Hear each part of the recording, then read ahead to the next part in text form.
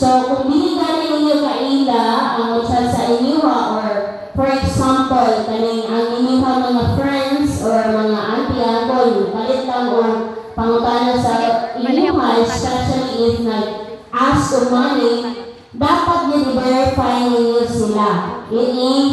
Either i-video call, kaya diba, no naman kaayo karon nga ma-hack ang Facebook account. So, mostly, bisan sa amo gani naka kuan ay isa sa among kauban nga iyang Facebook is gigamit para mangayon mga money.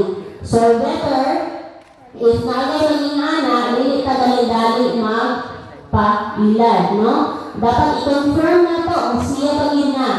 And then, be mindful yun sa kung hindi mo patakag-click, kanang yun, uban is click buy, or kanang naanong yung mga Gcash sa ulang kanang mga OTP.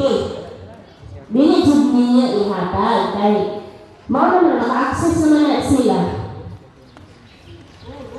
Follow up na. What are the personal challenges